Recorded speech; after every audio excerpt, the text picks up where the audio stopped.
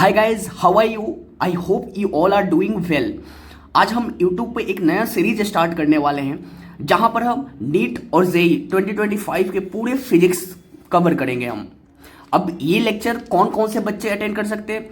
अगर आप 11th में हो कर सकते हो, 12th में हो कर सकते हो, ड्रॉपर हो तो आप कर सकते हो, तो आप तीनों कर सकते हो। साथ ही साथ जिसके पास बैकलॉग हो, बहुत ज़्यादा जिसके पास बैकलॉग हो गया हो वो अटेंड कर सकता है। अब देखो, अब मैं क्या क्या प्रोवाइड करने वाला हूं तुम्हें, जहां पर हम लेक्चर प्रोवाइड करेंगे ऑफ कोर्स, साथ ही साथ डीपीपी और एसएसपी मतलब सेल्फ प्रॉब्लम प्रैक्टिस ये भी प्रोवाइड करने वाले हैं। माइंड मैप ये भी लास्ट में मिलेगा तुम्हें। अब देखो, मान लो कि डीपीपी में कुछ क्वेश्चंस किए और उस क्वेश्चन का तुम्हें आंसर नहीं आ रहा है, तो उसके लिए हम एक वीडियो सॉल्यूशन भी प्रोवाइड करेंगे, किसका? डीपीपी का। और ये सारी चीज़ तुम्हें मिलेगा कहाँ? उसके लिए हमें एक टेलीग्राम मेरा चैनल ज्वाइन करना पड़ेगा। तुम सिंपल से जाकर टेलीग्राम पर सर्च करना GTU फिजिक्स, तुम्हें मिल जाएगा टेलीग्राम। वहाँ से टेलीग्राम ग्रुप को ज्वाइन कर लेना। उसके बाद भी अगर तुम्हारे पास मान हो सकता है ना कि तुम डिफरेंट डिफरेंट कोचिंग इंस्टीट्यूट में पढ़ रहे हो, तुम्हारे अलग अलग मटेरियल होंगे, तो कुछ ऐसे डाउट होंगे जो उस मटेरियल के होंगे, तो तुम उस मटेरियल के भी क्वेश्चंस पूछ सकते हो। तो उसके लिए क्या करना होगा? उसके लिए मैंने एक प्राइवेट ग्रुप बना रखा है, मेरे चैनल पर ही जाना, वहाँ पर एक मैसेज का आइकन होगा, उस पर क्लिक करना, प्राइवेट ग्रुप में चले जाओगे। वहाँ पर तुम अपने क्वेश्चन भेज देना मैं, और उसका मैं सॉल्यूशन तुम्हें सेंड कर दूंगा, चाहे जैसे भी वीडियो फॉर्मेट में हो या फिर एक्सप्लेन करके जैसे भी हो, मैं तुम्हें समझा सकता हूँ। अच्छा देखो, ये सारी चीज़ें ना कंप्लीट करने में ना मुझे मुझे पूरी दिन रात मुझे लगाना पड़ेगा, तब जाकर होगा, क्योंकि मुझे डीपीपी बनाना है, हर चीज़ मैं खुद ही करता हूँ। तो देखो, एक टीचर का यही होता है ना उम्मीद कि जब तुम सक्सेस हो ना, तो उस सक्सेस में कहीं भी थोड़ा सा मेरा भी नाम हो। इसी वजह से हम इतना ज़्यादा मेहनत कर रहे हैं। तो अगर तुम चाहते हो कि मुझे हेल्प करो, तो उसके लिए तुम क्या कर सकते हो? इस चैनल को ज़्यादा से ज़्यादा बच्चों के पास शेयर करो, और एटलीस्ट अपने कम से कम 3 दोस्तों के पास शेयर करो। इससे एक कम्युनिटी बढ़ेगा और हम इन फ्यूचर और अच्छे अच्छे तुम्हारे लिए लाते रहेंगे ऐसे ही, ठीक है? अब चलो, अब चलते हैं सीधा चैप्टर पर, क्या स्टार्ट होने वाला आज। तो देखो, आज हम सबसे बेसिक फिजिक्स का सबसे पहला पढ़ाया जाता है जो नीट जेईई के लिए होता है, बेसिक मैथ्स होता है। बेसिक मैथ्स होता है, इसको मैथमेटिकल टूल्स भी बोलते हैं। अब ये है क्या? देखो, टूल्स नाम सुन के ही क्या लग रहा है? कुछ औजार हो, टूल्स हो। जैसे कोई काम करते हो ना, तो कोई काम को करना हो तो उसके लिए क्या ज़रूरत पड़ता है? टूल क्या करता है? उस काम को हमें आसान बनाता है, उस काम को कंप्लीट करने में हमारी मदद करता है। उसी तरह मैथमेटिकल टूल्स एक ऐसा टूल्स है जो हमें फिजिक्स पढ़ने और फिजिक्स के न्यूमेरिकल सॉल्व करने में हमारी मदद करता है, ठीक है? बस यही है मैथमेटिकल टूल्स। अब इसको हम आगे पढ़ते हैं, क्या है, आ जाओ। चलो, तो सबसे पहले हम देखेंगे एंगल और आर्क, ये होता क्या है। तो देखो, एंगल, ये क्या है बताओ? ये हॉरिजॉन्टल लाइन है ना। ये हॉरिजॉन्टल लाइन जितना टर्न करता है, मान लो कि टर्न किया ऐसे, तो ये टर्न किया तो कुछ ना कुछ एंगल मेड किया होगा, इसी को क्या बोलेंगे? Angle made by the line. अच्छा बताओ, अब एंगल ये ऊपर भी कर सकता है टर्न, नीचे भी कर सकता है। तो सेकंड केस बना रहा हूं, ये रहा फर्स्ट लाइन, उसने नीचे की तरफ टर्न किया कुछ ऐसे, इसको बोल दिया थीटा, इसको भी क्या बोलेंगे? एंगल। लेकिन गौर से देखना, मैंने टर्न किया तो टर्न करने का डायरेक्शन अलग अलग था। एक बार हमने टर्न किया एंटी क्लॉकवाइज डायरेक्शन, इसको कौन सा वाइज बोलते हैं? Anti clockwise. इसको टर्न किया क्लॉकवाइज, क्योंकि क्लॉक ऐसे मूव करता है, इसको बोलेंगे क्लॉकवाइज डायरेक्शन। तो देखो, जब भी हम एंगल मेजर करेंगे ना, तो एंगल में हमेशा हमेशा एंटी क्लॉकवाइज डायरेक्शन में लेंगे, क्योंकि एंटी क्लॉकवाइज डायरेक्शन को हम पॉजिटिव मानते हैं। क्या मानते हैं? पॉजिटिव। और क्लॉकवाइज डायरेक्शन को निगेटिव मानते हैं। ये होता है साइन कन्वेंशन। अरे जैसे पढ़े हो ना, जैसे ये क्या होता है? ये होता है वाई एक्सिस, ये होता है प्लस वाई एक्सिस, ये प्लस एक्स एक्सिस, ये होता है माइनस एक्स एक्स, उसी तरह माइनस वाई एक्सिस। ये किसने? कन्वेंशनल है, ऐसा माना गया है, हमारे पूर्वजों ने ऐसा मान रखा है, कैसा तुम्हें मानना ही मानना है। उसी तरह एंटी क्लॉकवाइज डायरेक्शन को अगर हम एंगल एंटी क्लॉकवाइज डायरेक्शन में ले रहे हैं, तो एंटी क्लॉकवाइज डायरेक्शन को एंगल को हम पॉजिटिव मानेंगे। उसी तरह क्लॉकवाइज डायरेक्शन में अगर मूव कर रहे हैं तो उस टाइप के एंगल को हम निगेटिव मानेंगे, ठीक है? अच्छा, मान लो कि अगर कोई पूछ दे एग्जाम्पल के लिए कि -10 डिग्री और बताओ 5 डिग्री, इसमें कौन बड़ा है? ऑब्वियसली कौन बड़ा है? तो क्या बोलोगे? ये बड़ा है। बिल्कुल गलत है, ये बड़ा नहीं है मेरे भाई, मेरे बंधु, मेरे सखा, मेरे मित्र। ऐसा क्यों? क्योंकि अभी मैं बताया कि ये जो माइनस है ना, माइनस साइन, ये सिर्फ और सिर्फ ये साइन बता रहा है, ये सिर्फ ये बता रहा है, डायरेक्शन बता रहा है कि ये कैसा है, ये क्लॉकवाइज डायरेक्शन है, ये सिर्फ डायरेक्शन बता रहा है। ठीक है, अभी भी पूछा जाए कि कौन बड़ा है 10 डिग्री और 5 डिग्री, तो तुम बोलोगे 10 डिग्री बड़ा है 5 डिग्री से। मैथमेटिकली मीनिंग नहीं समझोगे, ठीक है। इसको माइनस साइन सिर्फ ये बता रहा है कि ये डायरेक्शन क्लॉकवाइज डायरेक्शन है। अगर ऐसा कुछ आए तो तुम कंफ्यूज मत होना, ठीक है। चलो, अब मान लो कि जैसे किलोमीटर होता है ना, किलोमीटर का छोटा यूनिट क्या होता है? मीटर। फिर मीटर से छोटा यूनिट क्या होता है? सेंटीमीटर। उसी तरह ना डिग्री, एंगल को किस में मेजर करते हैं? डिग्री में। तो डिग्री के भी छोटा यूनिट होते हैं, जैसे metre, arc minute, arc second बोलते हैं। तो थोड़ा देख लेते हैं वो क्या होता है। देखो, तुम पढ़े हो 1 डिग्री में, पता है 1 डिग्री में 60 आर्क मिनट होता है। इसको पढ़ेंगे 60 arc minute, ARC arc minute. उसी तरह 1 आर्क मिनट में पता है कितना होता है? 60 आर्क सेकेंड, 60 आर्क सेकेंड। अब इसे तुम्हें याद रखना है। अब इसमें क्वेश्चन कैसे पूछा जा सकता है? फॉर एग्जाम्पल, जैसे कोई पूछ दे कि बताओ 30 आर्क मिनट, इसको पढ़ेंगे क्या? 30 आर्क मिनट, ठीक है। इसको कन्वर्ट करना है, कन्वर्ट इनटू डिग्री। तो सिंपल सा, बचपन में पढ़े हो ना, एक एक नियम लगा देंगे। इसको पकड़ो, देखो 60 आर्क मिनट को हम क्या बोलते हैं? 1 डिग्री। तो सिंपल सा 1 आर्क मिनट को क्या बोलेंगे? 1/60 डिग्री, ठीक है। उसी तरह हमें निकालना है 30 आर्क मिनट, तो 30 आर्क मिनट को हम क्या बोल देंगे? 1/60 इंटू 30 डिग्री। Yes no? अब इसको काट दो, 0 से 0, 3 से 2 काटोगे तो कितना आ गया? 0.5। 1/2 मतलब 0.5 डिग्री हो गया, कन्वर्ट कर देंगे। तो ये पता होना चाहिए। ये मैं इसलिए बताया क्योंकि अभी तुम मॉड्यूल सॉल्व करोगे ना बहुत सारे, तो आकाश, एलन, तो ये कहीं ना कहीं क्वेश्चन दिया होगा डिग्री और आर्क मिनट में कन्वर्जन का, तो इसे भी तुम याद रखना। चलो आगे मूव करते हैं हम। अब थोड़ा सा मैं आर्क के बारे में जान लेते हैं, ये क्या होता है। तो देखो, आर्क, तुम्हें पता है आर्क क्या होता है? सर्कल का टुकड़ा होता है। तो आर्क कैसे बनता है? सर्कल का एक टुकड़ा ले लो, सर्कल बना लो। मान लो ये सर्कल मैंने बना दिया, ठीक है। यहाँ से यहाँ कट कर दो, तो ये जो बना इसी को बोलेंगे आर्क बोलेंगे। अच्छा ये बताना, आर्क का एंड एक पॉइंट ऐसे मिला देंगे सर्कल से, तो इसको क्या बोलेंगे? Radius of arc. ये सुनो, जिस सर्कल का पार्ट होगा उस सर्कल के, ठीक है, रेडियस, आर्क का भी रेडियस होगा, तो ये भी आर होगा। अच्छा बताना, इसका कुछ ना कुछ एंगल होगा ना। तो इसमें क्वेश्चन बेसिकली पूछा कैसे जाता है? पूछा जाता है बताओ ये लेंथ, आर्क लेंथ बताओ। इसको बोलते हैं एस बोल दूं, इसको बोलते हैं आर्क लेंथ, आर्क लेंथ। अच्छा रुको, इसको जूम करके बनाता हूं इस पॉइंट को। ये था सेंटर, ये था तुम्हारा रेडियस, और ये था तुम्हारा आर्क, कुछ ऐसा था। और ये था तुम्हारा एंगल, तो इसको मैं बोल दूं आर, और इसके लेंथ को एस बोल देता हूं मैं, आर्क लेंथ को। तो पता है इसमें रिलेशन क्या होता है? थीटा इक्वल टू होता है s by r, s by r. और तुम्हें इसे रट के रखना है। मुद्दे की बात है, अभी तक मैंने जो बताया उसमें मेन इंपॉर्टेंट फॉर्मूला ये है, और इसे तुम्हें याद रखना है। ये क्या बोल रहा है कि थीटा जो होता है आर्क लेंथ डिवाइडेड बाई उसका रेडियस होता है। अच्छा एक बात बताओ, ये जो एस है क्या है? लेंथ है ना, तो इसका यूनिट क्या होगा? मीटर। और इसका क्या होगा? रेडियस। रेडियस भी एक टाइप का लेंथ है, तो इसका भी यूनिट क्या होगा? मीटर। तो मीटर मीटर कैंसिल, यानी ये जो थीटा आया इसका कोई यूनिट नहीं होता है। ये क्या होता है? यूनिटलेस। क्या होता है? यूनिटलेस, ठीक है।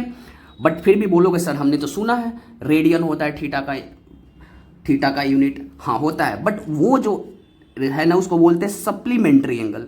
क्या बोलते हैं? Supplementary angle. अब ये चीज़ तुम पढ़ोगे यूनिट एंड डायमेंशन में, सप्लीमेंट्री एंगल होता है, उसको बोलते हैं रेडियन, सप्लीमेंट्री, ठीक है। थोड़ा सा हम रेडियन सिस्टम के बारे में जान लेते हैं, ये क्या होता है। तो एक बात बताओ, अगर हम एक सर्कल पूरा करने में, जब कोई एक सर्कल कंप्लीट करता है तो सेंटर पर कितना घूमते हैं हम? पूरा 360 डिग्री, यानी एंगल कितना बनाया? 360 डिग्री। ऐसे बोल सकता हूँ, एक चक्कर में एक चक्कर अगर सर्कल पर घूमोगे तो सेंटर पर कितना एंगल फॉर्म होगा, 360 डिग्री। ये हमें पहले से पता होता है। अच्छा, मैं चाहता हूं ना कि थीटा का वैल्यू रेडियन में लाऊं, रेडियन मतलब पाई के फॉर्म में लाऊं। कैसे लाऊंगा? तो तुम्हें पता है एक फॉर्मूला अभी मैंने बताया, थीटा इक्वल टू क्या होता है, एस बाई आर होता है डेफिनेटली। अच्छा, अब बताना एस क्या है, एस आर्क लेंथ। तो बताओ इस केस में आर्क तो टोटल हो गया ना, पूरा घूम गया ना, एक चक्कर मतलब पूरा घूम गए तुम। तो अब बताओ पाई के फॉर्म में पूरा लेंथ कितना होता है सर्कल का, 2 पाई आर होता है ना, डिवाइडेड बाई रेडियस कितना है, आर ही है। बोलो, तो आर आर कैंसिल, तो यहां से आ गया 2 पाई, यानी थीटा का वैल्यू 2 पाई यहां से आ गया रेडियन सिस्टम में। बताओ ये रेडियन सिस्टम है ना, और डिग्री सिस्टम में थीटा का वैल्यू क्या होता है, 360 डिग्री। अरे बताओ दोनों का मीनिंग एक ही है ना। अरे जैसे तुम्हारा घर का नाम होता है ना, गोलू मोलू सोनू बाबू ऐसे होता है ना, और स्कूल का नाम कुछ और होता है। क्या उन दोनों का मीनिंग एक ही होता है ना कि अलग अलग होता है? उसी तरह थीटा 360 डिग्री है, डिग्री सिस्टम में है, ये रेडियन सिस्टम में है, तो दोनों का मीनिंग एक ही हुआ। यानी हम ऐसे बोल सकते हैं कि 2 पाई और 360 डिग्री एक ही है, मतलब 2 pi equal to 360 degree. Yes no? तो यहां से पाई के वैल्यू बताना क्या आएगा, 360 डिग्री अपन 2, इसे कट करो कितना आ गया, 180 डिग्री। मतलब पाई इक्वल टू 180 डिग्री। समझा? मतलब ये पहले तुम्हें पता होगा तुम लोगों को, लेकिन पता नहीं होगा ये आता कहाँ से है, तो ये मैंने बता दिया कहाँ से आता है। तो अब से याद रखना पाई का वैल्यू रेडियन में क्या होता है, रेडियन में पाई का वैल्यू 180 डिग्री होता है। कभी भी आएगा कन्वर्जन तो कर लेंगे यहाँ से। अब यहाँ से कन्वर्जन आता है, जैसे डिग्री को रेडियन सिस्टम में चेंज करो या फिर रेडियन को डिग्री सिस्टम में, तो वो देख लेते हैं। मान लो कि कोई क्वेश्चन आ जाए, कन्वर्जन लिख लेता हूँ, conversion of degree in radian. जैसे सपोज कोई एग्जांपल के लिए पूछ दे कि बताओ 60 डिग्री को, चलो 30 डिग्री को तुम रेडियन में चेंज करो। सिंपल सा, क्या करेंगे, एक एक नियम पढ़े हो ना, कोई फॉर्मूला याद रखने की जरूरत नहीं है। क्या फॉर्मूला पढ़े हो कि 180 डिग्री को हम क्या बोलते हैं, पाई बोलते हैं। तो 1 डिग्री को हम क्या बोलेंगे, पाई बाई 180 बोलेंगे। Yes no? तो हमें 30 डिग्री निकालना था, 30 डिग्री को क्या बोल देंगे, पाई बाई 180 इंटू 30 डिग्री। अरे ये एक एक नियम आता है ना, बचपन में पढ़ते थे ना, एक पेन का दाम 10 रुपया है तो 2 पेन का दाम कैसे होगा, मल्टीप्लाई कर देते, बस वही ये चीज़ है। उसी तरह 180 डिग्री को पाई है बोलते हैं, तो 1 डिग्री को पाई बाई 180, तो 30 डिग्री को क्या बोलेंगे, पाई बाई 180 इंटू 30 डिग्री। अब इसे काट दो, 6 बार में कटेगा, यानी पाई बाई 6। ठीक है। उसी तरह अगर मान लो कोई पूछ दे, कल को कोई पूछ दे कि 60 डिग्री को बताओ रेडियन सिस्टम में, तो सिंपल सा क्या करोगे, वही 180 डिग्री को पाई, तो 1 डिग्री को पाई बाई 180 डिग्री, तो 60 डिग्री को हम बोलेंगे पाई बाई 180 इंटू 60, कटाओगे तो 3, यानी पाई बाई 3 आ गया। ये सुनो, कर लोगे। लेकिन एक चीज देखो, जब भी हम डिग्री से रेडियन में चेंज कर रहे हैं ना, तो एक टर्म से मल्टीप्लाई कर रहे हैं उसमें, पाई बाई 180 से। गौर से देखना। तब लोग कैसे बताते हैं, लोग बोलते हैं कि फॉर्मूला याद रख लो कि जब भी हम डिग्री से रेडियन में कन्वर्ट करना हो, रेडियन में, तो हम क्या करेंगे, मल्टीप्लाई करेंगे किससे, पाई बाई 180 से। सिंपल सा चीज़ है। मैं तो कभी याद नहीं रखता हूँ, ये ऐसे निकाल लेता हूँ क्योंकि मुझे एक एक नियम आता है, वैसे तुम भी कर सकते हो। ठीक। अच्छा, कुछ याद रखना, जैसे अगर मान लो कभी पूछ दिया जाए तुमसे, बताओ 45 डिग्री को, तो याद रखना इसको बोलते हैं पाई बाई 4। क्या करेंगे, 45 डिग्री को मल्टीप्लाई कर देना पाई बाई 180 से। ठीक है, पाई बाई 180 से मल्टीप्लाई कर देना 45 डिग्री को। तो इसको सॉल्व करना, कितना आएगा, 9 से करो 20, 5, 4, यानी पाई बाई 4 आ गया। ठीक है, यानी 45 डिग्री को पाई बाई 4। ये चीज़ तुम्हें याद होना चाहिए। छोटा छोटा 30 डिग्री को रेडियन में बोलते हैं पाई बाई 6, 60 डिग्री को रेडियन में बोलते हैं पाई बाई 3, 45 डिग्री को बोलते हैं पाई बाई 4। छोटा छोटा एंगल्स तुम्हें याद होना चाहिए, कोई बड़ी बात नहीं है। उसी तरह मान लो कि अगर हम 90 डिग्री का निकालें, तो 90 डिग्री ऑब्वियसली क्या करेंगे, 90 डिग्री इंटू पाई बाई 180 से मल्टीप्लाई कर देंगे हम। तो ये बताना 92 जा, यानी पाई बाई 2। ठीक, सिंपल सा। चेक करना है तो चेक करके देख लो, पाई की जगह 180 रखो, तो 180 अपन 2 कितना होता है, 90, यानी डिग्री में आ गया। ठीक है, तो ये पता होना चाहिए। तो कुछ स्टैंडर्ड एंगल का तुम्हें रेडियन सिस्टम पता होना चाहिए। 30 डिग्री को बोलते हैं पाई बाई 6, 60 डिग्री को बोलते हैं पाई बाई 3, 45 डिग्री को बोलते हैं पाई बाई 4, 90 डिग्री को बोलते हैं पाई बाई 2। याद रहेगा। चलो नेक्स्ट, अब हम करते हैं कन्वर्जन। अब उल्टा करेंगे, जैसे हम डिग्री को रेडियन में चेंज किए थे ना, अब हम चेंज करेंगे रेडियन टू डिग्री। ये बहुत आसान है, ये बहुत आसान है। कैसे?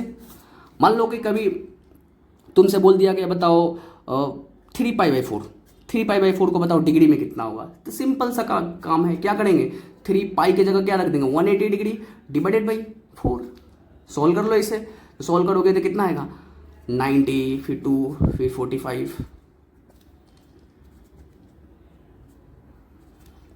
135 डिग्री को बोलते हैं 3π/4। ठीक है, उसी तरह अगर किसी ने बोल दिया बताओ π/4 को बताओ, तो क्या करोगे, सिंपल सा पाई की जगह पर 180 डिग्री रख दोगे। ठीक है, और 4 इसको काटोगे तो 45 डिग्री हो जाएगा। अभी किया था हमने पीछे। अगर किसी ने बोल दिया बताओ 5π/4 का आंसर बताओ, तो सिंपल सा वही करेंगे, 5 × 180, पाई की जगह 180 और बाई 4 कर देंगे। अब इसे काट देंगे तो ये कितना होगा, 45, 225 डिग्री हो गया। ठीक है, तो बहुत सिंपल है। तो अब तुम्हें याद क्या रखना है, मुद्दे की बात क्या है, यहाँ से याद रखना। अगर कोई पूछता है, मान लो ये हमारा डिग्री सिस्टम, यहाँ रेडियन, तो अगर मान लो कि अगर डिग्री से रेडियन जाना है तो हमने मल्टीप्लाई करना है π/180 से। अगर रेडियन से डिग्री आना है तो मल्टीप्लाई करोगे कितना से, 180/π से। सिंपल सा चीज़ है, सिंपल सा। अगर मान लो, मैं तो कभी इसे याद नहीं रखता हूँ, इसे मैं कभी याद नहीं रखता हूँ, मैं तो एक ही नियम से बना लेता हूँ, क्योंकि मुझे एक पता है, एक ही फॉर्मूला π/π = 180 डिग्री होता है, इसी से मैं निकाल लेता हूँ एक एक नियम से। तो तुम चाहो तो ये याद रखो, या फिर इससे भी तुम कर सकते हो, अगर एक एक नियम तुम्हें आता है, यूनिटरी मेथड आता है तो। ठीक है, अब यहाँ मुद्दे की बात है कि इतना चीज़ मैंने पढ़ाया, अब उसमें से क्या क्या याद रखना है तुम्हें।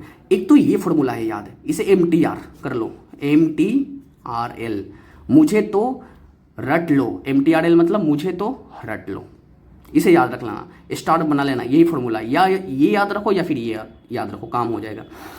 अच्छा, एक और फॉर्मूला बताया, जब कोई आर्क थीटा एंगल सबटेंड करता है तो आर्क लेंथ कैसे निकालते हैं, तो थीटा = होता है, क्या होता है, S/R। तो यहाँ से S का फॉर्मूला क्या आ गया, θr, इसे रट लो। बस यही दो चीज़, अभी तक हमने जो चीज़ पढ़ा उसमें मेन दो ही फॉर्मूला पढ़ा, इतना सारे चीज़ कहानी किया, उसमें दो ही चीज़ फॉर्मूला पढ़ा। तो जब भी तुम नोट्स बनाओगे ना, तो उसमें यही दो फॉर्मूला लिखोगे, इतनी बड़ी महाभारत लिखने की ज़रूरत नहीं है, तुम्हें सिर्फ मेन पॉइंट्स लिखने हैं। तो अभी तक हमने दो फॉर्मूला किया। इसके बाद हम मूव आउट करते हैं नेक्स्ट टॉपिक पर, जो होता है ट्रिग्नोमेट्रिक रेशियो। देखो, हम लोग बेसिकली पढ़ के आ रहे हैं, मैथमेटिकल टूल्स पढ़ रहे हैं, मतलब मैथमेटिक्स में हमें, देखो मैथमेटिक्स तो बहुत बड़ा समुद्र है, पूरा चीज़ नहीं पढ़ना है, हमें सिर्फ उतना ही पढ़ना है जिससे हमारा फिजिक्स सॉल्व हो जाए, फिजिक्स समझ में आ जाए, फिजिक्स के न्यूमेरिकल्स आसानी से हम सॉल्व कर पाएँ। ठीक है, तो ट्रिग्नोमेट्रिक रेशियो, देखो ये तुम 10th क्लास में पहले से पढ़े होगे, जो लोग नहीं पढ़े हैं, जिनको याद नहीं है, भूल गए हैं, वो देख सकते हैं, उनको मैं प्योर बेसिक से बताऊँगा। देखो हम क्या होते हैं, ये कौन सा ट्रायंगल है, राइट एंगल ट्रायंगल है, सबको पता है ना, क्योंकि 90 डिग्री है, 90 डिग्री का सामने वाले को बोलते हैं हाइपोटेन्यूज बोलते हैं, और इसको परपेंडिकुलर, इसको बोलते नहीं, परपेंडिकुलर बेस किसी को भी बोल सकते हो, इसको भी बोल सकते हो, इसको भी बोल सकते हो, डिपेंड करता है कि तुम कौन से एंगल से देख रहे हो। सपोज मान लो कि मैं ये एंगल लेता हूँ, इसको मैं थीटा बोलता हूँ, तो अगर ये थीटा लिया, इसके कॉरस्पॉन्डिंग जो सामने वाला होगा परपेंडिकुलर और बाजू वाला होगा वो बेस होगा। और हाइपोटेन्यूज क्या होता है, जस्ट 90 डिग्री का सामने वाला, उसको बोलते हैं हाइपोटेन्यूज, मतलब H। ठीक है, अगर मान लो किसी ने बोला नहीं मुझे ये एंगल नहीं लेना है, हमें ये एंगल से देखना है, तो अगर मान लो इसे अगर थीटा लिए, तो इसके अकॉर्डिंग इसके सामने वाला ये बन जाएगा P और बाजू वाला बन जाएगा B।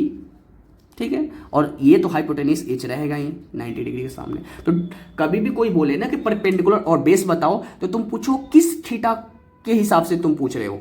अगर इस थीटा के पूछ रहे हो तो सामने वाला P होगा, बाजू वाला B।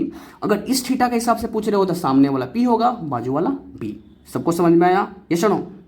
अच्छा, राइट एंगल का एक प्रॉपर्टी होता है जिसे बोलते हैं पाइथागोरस थ्योरम, तुम्हें आना चाहिए। पाइथागोरस थ्योरम क्या बोलता है, सुने होगे नाम, क्या होता है बताना।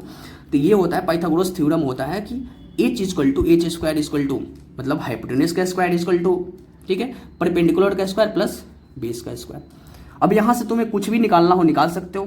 अगर मान लो परपेंडिकुलर निकालना हो, हाइपोटेन्यूज पता है, बेस पता है, तो इसको इधर ला देंगे, कर सकते हैं, इधर उधर करके रूट निकाल सकते हैं। मान लो कि अगर मुझे परपेंडिकुलर निकालना हो तो क्या करोगे, H² - B² और रूट लगा दोगे। सबको पता है, इतना पता है, अच्छा तो हो जाएगा। अब यहाँ ध्यान से देखना, एक्चुअली ट्रिग्नोमेट्रिक में 6 तरह का फंक्शन होते हैं, साइन, कॉस, टैन, कॉसेक, सेक, कॉट थीटा होता है ना, सबको पता है। अच्छा पता है साइन थीटा का कुछ फॉर्मूला है जो हमने बचपन की यादें करो, बचपन की बातें याद करो जहाँ हम लोग पढ़े थे। अच्छा पता है क्या पढ़ाते थे वहाँ पर?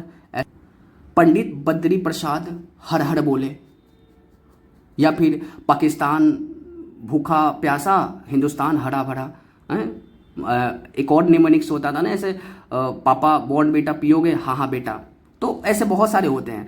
तो देखो वो जमाना चला गया, अब वो ऐसे तुम्हें याद नहीं रखने हैं, वैसे तुम्हें याद नहीं रखना। अब तुम्हें ना तुम्हारा टिप ऑफ द टंग होना चाहिए। जैसे मैं साइन थीटा बोलूँ तो P/H, जैसे कॉस थीटा बोलूँ तो B/H, टैन थीटा बोलूँ तो P/B, ऐसे याद होना चाहिए। तो तुम उसे न्यूमेरिक्स पर मत जाना, तुम्हें फटाफट याद होना चाहिए, ठीक है।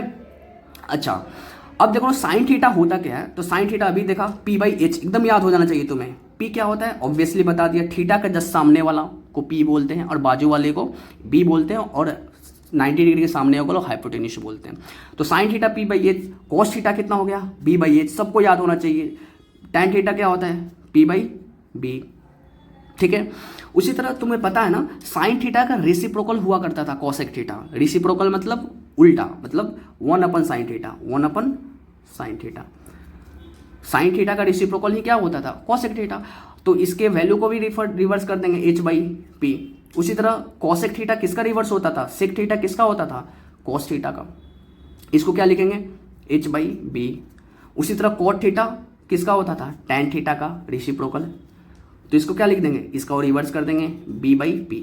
इस एकदम तुम्हारे टिप ऑफ द टंग होना चाहिए, ठीक है। इस फॉर्मूला के बेसिस पे मत चलना, रेट टाइम लग जाएगा तुम्हें याद करने में, ठीक है। चलो अब आगे मूव करते हैं। अब इस पे बेस क्वेश्चन कैसे पूछा जा सकता है, तो यहाँ देखना।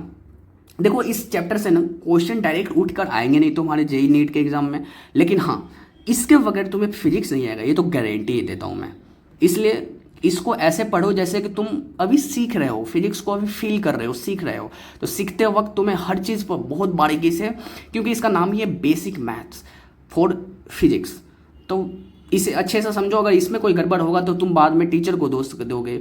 मैं देखा हूँ सारे बच्चे अगर बोलते हैं ना कि सर मेरे से न्यूमेरिकल सॉल्व नहीं होता है, तो उसका one of the main reason यही होता है कि वो बेसिक मैथ्स को बड़े हल्के में ले लेते हैं, उसे पढ़ते ही नहीं हैं। तो ये गलती तुम मत करना, ठीक है।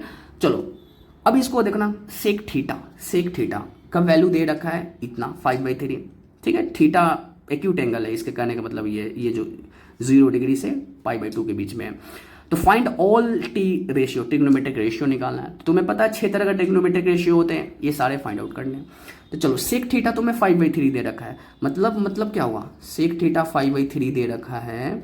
इसका मतलब देखो सेक थीटा मतलब क्या होता है H/B, यानी 5 जो है H है, और ये क्या हुआ H/B, मतलब H का वैल्यू दे रखा है 5 और B का वैल्यू दे रखा है 3, ऐसा नो, ठीक है। तो तुम ऐसे बना लो ट्रेंगल, ये बना लो थीटा, तो थीटा का जस्ट सामने वाला ये P हो जाएगा, ये B हो जाएगा और ये H हो जाएगा। तो H का वैल्यू 5 दे रखा है, B का वैल्यू 3 दे रखा है। तो P का वैल्यू निकाल लो, उसके बाद कुछ भी निकालना हो निकाल सकते हो। P का वैल्यू कैसे निकालोगे, पाइथागोरस क्या होता है बताना, H² - B², यहाँ से निकाल लो। 5 का स्क्वायर माइनस का 3 का स्क्वायर कितना हो जाएगा, 25 - 9 कितना हो जाएगा 16, मतलब 4। तो ये कितना हो गया P का वैल्यू 4। अच्छा तुम्हें पता है ये ट्रिपलेट्स होते हैं, अगर 3 4 तो ये 5, पढ़े हो पाइथागोरस ट्रिपलेट। अगर मान लो कि कभी कल को किसी ने ऐसे दे दिया, इसमें 2 से मल्टीप्लाई कर दो, ये 6 दे दिया, ये 8 दे दिया, तो पता है ये कितना होगा, ये 10 होगा। याद रखना ये ट्रिपलेट्स होते हैं। उसी तरह मान लो किसी ने कल को ये 9 दे दिया, इसमें 3 से मल्टीप्लाई कर दो, इसमें भी 3, ये 12, तो पता है ये कितना होगा, ये हो जाएगा 15। तो कुछ ऐसे फेमस ट्रिपलेट्स होते हैं ना, फेमस ट्रिपलेट्स जो तुम्हें याद रखोगे तो बड़ा काम देगा। अगर 3 4 होगा तो हाइपोटेन्यूस 5 होगा, डायरेक्ट लिख सकते हो। अगर ये 6 ये 8 है, अगर ये 6 8 है तो ये पता है 16 होगा। मैंने कैसे लाया, मैं इसको याद रखा हूँ 3 4 5, ये तो मुझे पता है ये ट्रिपलेट्स होता है। इसी में 2 से मल्टीप्लाई कर दो, तो देखो इसमें 2 से मल्टीप्लाई करोगे तो ये 6 हो जाएगा, इस 4 है ना, तो 4 में 2 से मल्टीप्लाई करो 8 हो जाएगा, 5 में 2 से करोगे तो 10 हो जाएगा, ठीक है। तो ये 6 8 10 ट्रिपलेट्स हो गए। उसी तरह इसमें 3 से मल्टीप्लाई कर दो तो 9, फिर 3 से करो तो 12 15, तो ये भी एक तरह का ट्रिपलेट्स हो गए। तो तुम चाहो तो तुम इसे भी याद रख सकते हो। तो चलो यहाँ से P की वैल्यू आ गया, तो बताओ हमें H मिल गया, बी मिल गया, पी की वैल्यू मिल गया, तो यहाँ से कुछ भी पूछा जाए आराम से निकाल सकते हो, कैलकुलेट कर सकते हो। कैसे? मान लो कि मुझे साइन थीटा निकालना है, तो तुम्हें पता है साइन थीटा होता है पी बाई एच। तो पी की वैल्यू कितनी है 5 और एच की वैल्यू कितनी है, सॉरी पी की वैल्यू कितनी है 4 और एच की वैल्यू कितनी है 5। यहाँ से निकाल लो। मान लो कि कॉस थीटा निकालना हो तो क्या लिखोगे बी बाई एच। तो बी बाई एच, तो बी देखना कितना है 3 और एच कितना है 5। ठीक है, कुछ भी निकालना हो, मान लो कि यहाँ से सेक थीटा, सेक तो पता ही है, कॉसेक थीटा निकालना है। तो कॉसेक थीटा क्या होता है साइन के रिवर्स, मतलब पी बाई एच है तो एच बाई पी 5/4। तो सब चीज़ निकाल लोगे। ठीक है, चलो बहुत बढ़िया। इसके बाद मूव ऑन करते हैं नेक्स्ट टॉपिक पे। नेक्स्ट टॉपिक है कुछ इंपॉर्टेंट आइडेंटिटी है, ऑलरेडी जो हमने पढ़ रखा है, सबको पता होगा sine square theta plus cos square theta equal to 1 होता है। 1 plus tan square theta equal to sec square theta, 1 plus cot. अच्छा, ये चीज़ हो सकता है किसी किसी बुक में अलग लिखा हो, मान लो कि ऐसे लिखा हो, जैसे ये तो हमेशा ठीक वैसे ही रहता है। इसको ऐसे लिखा जाता है जैसे sec square theta minus tan square theta equal to 1। पहले तो मैं ऐसे ही याद रखा करता था। इसको बताओ, इसको ऐसे, इसको तुम उधर भेज दो तो क्या बन जाएगा cosec square theta minus cot square theta equal to 1 बन जाएगा। तो चाहो तो तुम ऐसे भी याद रख सकते हो, बट होता क्या है ना कि इसमें कन्फ्यूजन होता है। इसमें ये कन्फ्यूजन होता है कि सेक स्क्वायर थीटा पहले आएगा या फिर tan स्क्वायर थीटा। तो चलो इसके भी याद रखने का एक तरीका होता है, बताना एस और टी में सबसे पहले कौन आता है। एस ऑब्वियसली अल्फ़ाबेट में, इंग्लिश अल्फ़ाबेट में एस पहले आता है, इसलिए सेक स्क्वायर थीटा पहले आएगा, sec square theta minus tan square. उसी तरह इधर आ जाओ। अब कन्फ्यूजन होता है कॉसेक और कॉट में कौन पहले आएगा कौन बाद में आएगा, तो उसे भी याद कर सकते हो। देखो CO टाई हो गया ना, तो उसके बाद चलेंगे। अब बचा एस और यहाँ टी, तो एस और टी में सबसे पहले कौन आता है, एस आता है, तो ऑब्वियसली कॉसेक पहले आएगा। तो ये याद करने का तरीका है। ठीक है, तो ये हुआ ट्रिग्नोमेट्रिक फंक्शन। ट्रिग्नोमेट्रिक फंक्शन 6 तरह के होते हैं, सबके वैल्यू पता होना चाहिए। Sine theta P by S, cos theta B by S, tan theta P by B. ठीक है, उसके रेसिप्रोकल्स हैं ये। और तुम्हें थोड़ा बहुत पाइथागोरस के बारे में आइडिया होना चाहिए, और यहाँ से अगर कोई भी ट्रिग्नोमेट्रिक फंक्शन पूछा जाए तो तुम इजिली कैलकुलेट कर सकोगे। ठीक है, और ये चीज़ याद होना चाहिए। Now move on to the next topic. अब ना हमें कुछ टेबल्स याद होना चाहिए, ये भी हम 10th क्लास में देख चुके हैं। जैसे साइन थीटा 0 डिग्री का वैल्यू, 30 डिग्री। मैं देखता हूँ ना बहुत सारे बच्चे ना इसको बड़े हल्के में ले लेते हैं, इसके वैल्यू को याद नहीं रखते हैं। तुम सोचो अगर इस वैल्यू को याद रखोगे ना तो तुम्हें फिजिक्स में ना बहुत ज़्यादा हेल्प होता है। नहीं तो तुम ना इसी चीज़ को सोचने में या फिर क्वेश्चन को सॉल्व करने में गलत कर देते हो। इसलिए मैं हमेशा बोलता हूँ बच्चों को कि तुम ये सारे वैल्यू याद रखा करो। हाँ, इसके बाद जब वैल्यू आएगा ना 135, 120 डिग्री, 150, तो उसका तरीका मैं सिखाऊंगा, बट ये स्टैंडर्ड एंगल है, इसे याद रखना चाहिए। तो देखो साइन 0 का वैल्यू क्या होता है 0। देखो लिखने का तरीका होता है, ऐसे लिख दो 0। अगर मान लो तुम्हें लिखना हो तो 0, 1, 2, 3, 4 लिख दिया। सबको 4 से डिवाइड कर दो, सबको 4 से डिवाइड कर दिया। और सब में रूट लगा दो, सब में रूट लगा दो। बताना 0/4 कितना आएगा 0। 1/4 कितना आएगा पता है 1/4, 1/2 आएगा, यानी और √2 इसको काट दो तो कितना आ गया 1/√2। उसी तरह √3/4 कितना होगा √3/2, और ये कितना हो जाएगा 1। यानी इसको जो गोल किया हूँ, साइन 0 के वैल्यू कितना होता है 0, साइन 30 के वैल्यू 1/2, साइन 45 के वैल्यू 1/√2, साइन 60 के वैल्यू √3/2, साइन 90 के वैल्यू 1। ये तुम्हें याद होना चाहिए। अगर ये चीज़ याद है तो तुम रिवर्स करके लिख सकते हो। ठीक है, साइन cos 0 के वैल्यू कितनी होगी 1, इसको इधर लिखो। cos 30 डिग्री के वैल्यू कितनी होगी √3/2 होगी। ठीक है, उसी तरह cos 45 की वैल्यू कितनी होगी 1/√2 हो जाएगी।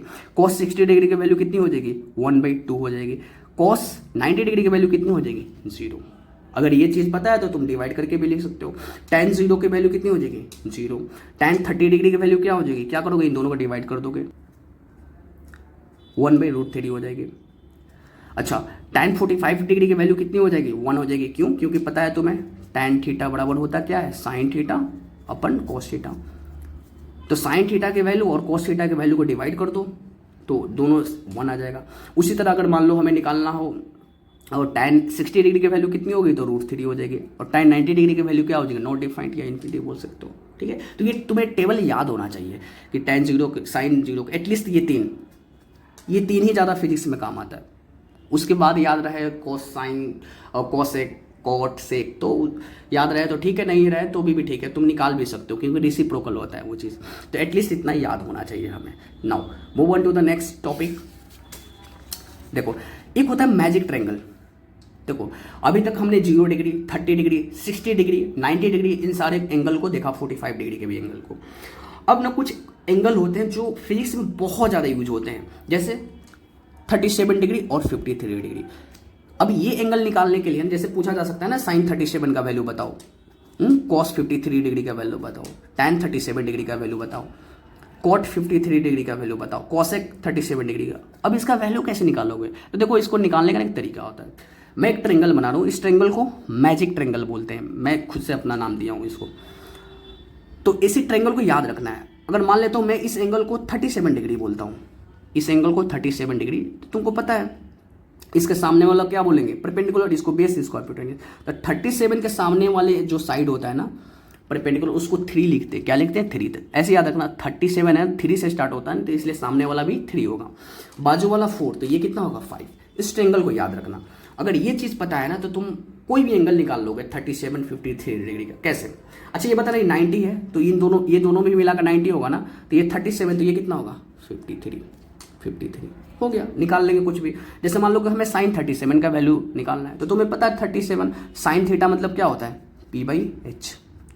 तो साइन 37 के अकॉर्डिंग, 37 के अकॉर्डिंग सामने वाला P और बाजू वाला B और ये H, ये सामने वाला P और H कौन है? ये, तो 3/5 लिख देंगे।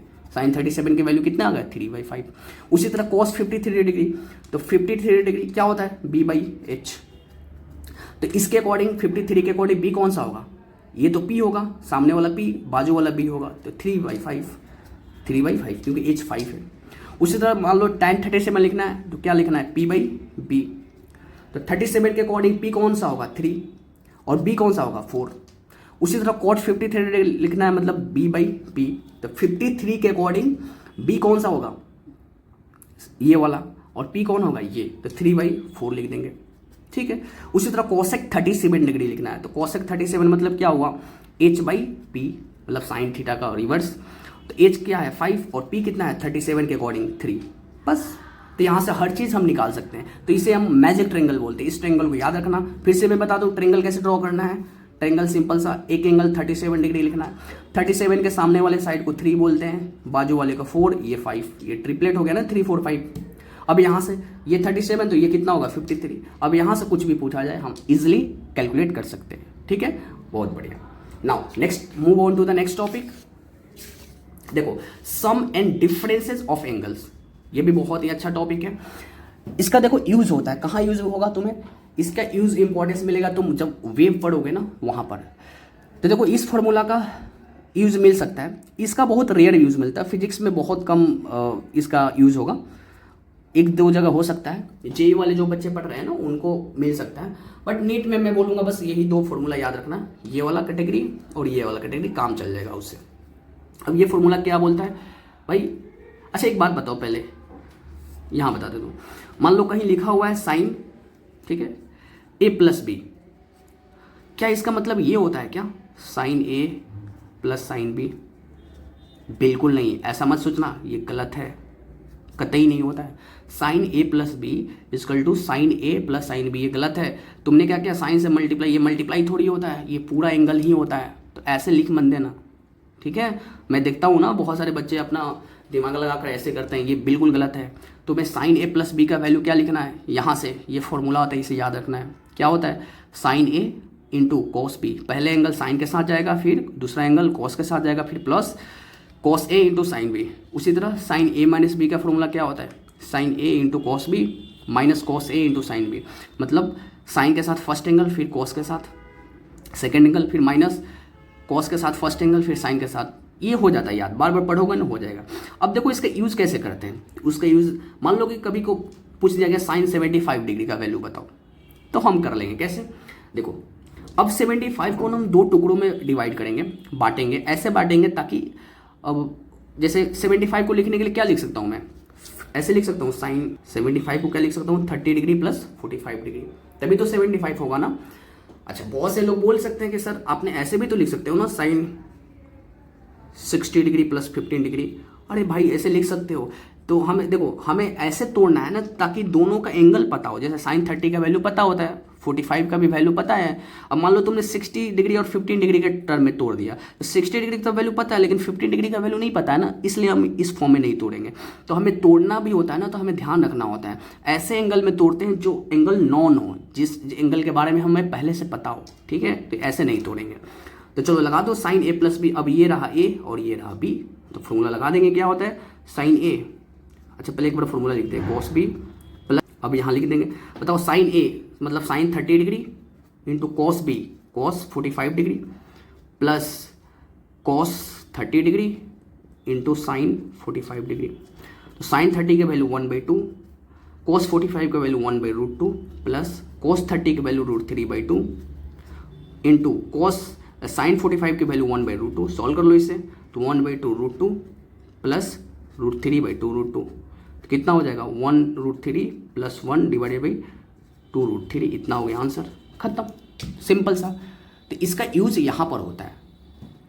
उसी तरह मान लो कि कॉस 105 डिग्री को सॉल्व करना है, तो बताओ कॉस को तुम दो भागों में तोड़ सकते हो। तो एक काम करो, इसको ऐसे तोड़ दो, 150 डिग्री में से 45 डिग्री माइनस कर दो, क्योंकि हमें कॉस 150 डिग्री का वैल्यू पता होता है, तो तुम इजीली कर सकते हो। अब मैं बता देता हूँ, ये बाद में भी पढ़ाऊंगा कि 90 डिग्री से ज़्यादा एंगल कैसे निकालते हैं। तो यहाँ मैं एक बार बता देता हूँ, कॉस 150 डिग्री का वैल्यू जो होता है माइनस का √3/2 होता है, ठीक है। इसको मैं पढ़ाऊंगा, तुम ध्यान, इसको नहीं पता है कोई दिक्कत नहीं है, 90 डिग्री से ज़्यादा एंगल मैं इसके बाद पढ़ाऊंगा मैं। तो इसको दो भागों में कर लो। अब ये फॉर्मूला लगा दो, कॉस ए माइनस बी का फॉर्मूला लगा दो। तो यहाँ से क्या होता है, cos A into cos B plus sine A into sine B.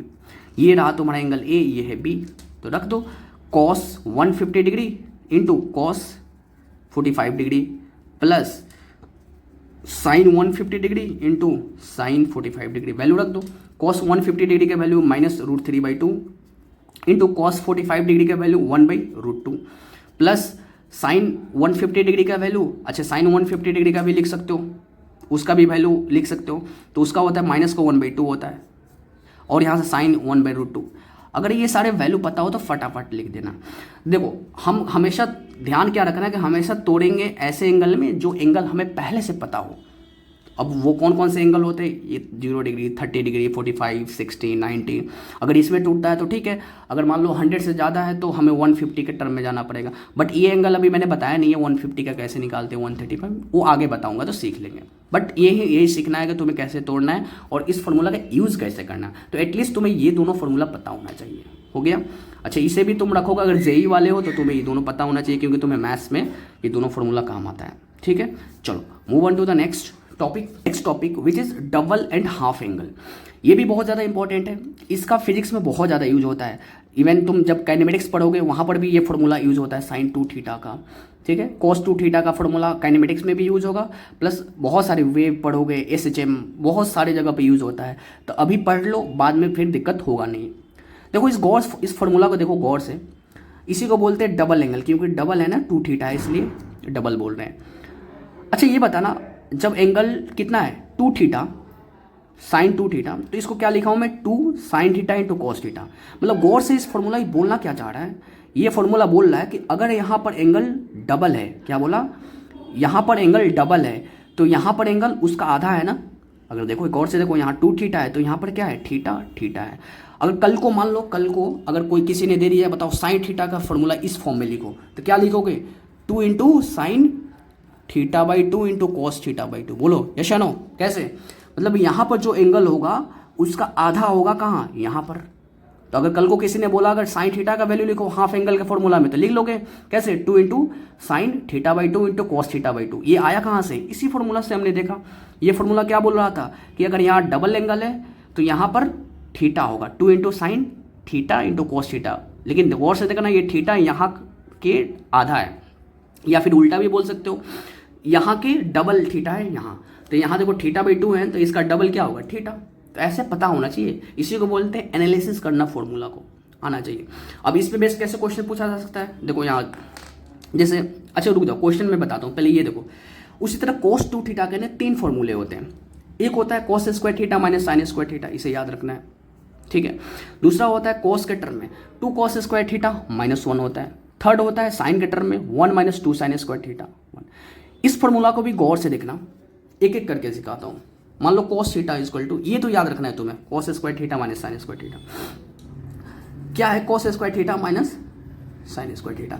अगर कल एक फॉर्मूला भी, ये भी फॉर्मूला क्या बताना चाह रहा है कि अगर यहाँ पर एंगल डबल है तो यहाँ पर जो एंगल है उसका हाफ है। अगर कल को मान लो कि हाफ एंगल में लिखना हो, तो अगर मान लो कॉस थीटा का किसी ने बोल दिया इस फॉर्म में लिखो, तो लिख लोगे। कैसे लिखेंगे?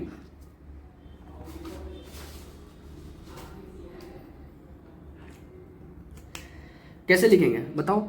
हम क्या करेंगे, इसको cos theta by cos square theta by 2 लिखेंगे, माइनस इसको क्या लिखेंगे, साइन स्क्वायर थीटा बाई 2।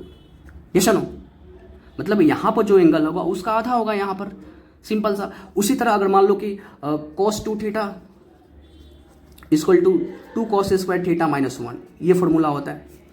इसको अगर हाफ एंगल के फॉर्म में लिखना होगा कल को तो लिख लेंगे। मान लो किसी ने बोला कॉस 2 कॉस थीटा का फॉर्मूला लिखो हाफ एंगल में, तो इससे देख लेंगे अगर यहाँ एंगल डबल है तो यहाँ पर आधा है, तो यहाँ पर क्या हो जाएगा 2 कॉस स्क्वायर, इसका आधा हो जाएगा यहाँ पर एंगल -1। अगर कल को कोई पूछ दे 1 + कॉस थीटा का वैल्यू बताओ, तो 1 को इधर लाओ, तो 1 + कॉस थीटा की वैल्यू कितना आ गया, 2 कॉस स्क्वायर थीटा बाई 2। इसे ऐसे लिख सकता हूँ मैं। अगर मान लो कि कॉस 2 थीटा का वैल्यू साइन के फॉर्म में कितना है, 1 - 2 साइन स्क्वायर थीटा, लिख लो। अगर कल को कोई बोले हाफ एंगल में फॉर्मूला बताओ तो लिख लोगे, सिंपल सा। जैसे मान लो किसी ने बोल दिया कॉस थीटा का फॉर्मूला बताओ साइन के फॉर्म में, तो क्या करोगे 1 - 2 साइन स्क्वायर थीटा बाई 2 लिख दोगे, मतलब यहाँ पर जो एंगल होगा उसका आधा। तो यहाँ से बताना 1 - कॉस थीटा का फॉर्मूला क्या आ जाएगा, यहाँ से इसको इधर ले जाओ, इसको इधर 2 साइन स्क्वायर थीटा बाई 2। तीसरे भी। अब मुद्दे की बात है इसमें से क्या क्या चीज़ याद करनी है, कौन कौन से फॉर्मूला याद रखनी है। क्या सारा फॉर्मूला याद रखना है? नहीं, तुम्हें सिर्फ ये फॉर्मूला याद रखना है। क्या फॉर्मूला? ये फॉर्मूला लिखना है साइन थीटा का फॉर्मूला, और दूसरा कॉस थीटा के ये तीनों फॉर्मूला। हाफ एंगल वाला फॉर्मूला याद नहीं रखना है, वो तो हम कैलकुलेट कर लेंगे। कैसे? जैसे मैंने कैलकुलेट किया, अगर ज़रूरत पड़े तो। ठीक है, तो इस वजह से मुद्दे की बात है सिर्फ 2 ही फॉर्मूला याद रखना है, ये और ये तीनों। कॉस के फॉर्म में 2 कॉस स्क्वायर थीटा -1, और साइन के फॉर्म में 1 - 2 साइन स्क्वायर थीटा। ठीक है, या फिर cos square theta minus sign square theta, ये तीनों फॉर्मूला हमें याद होना चाहिए।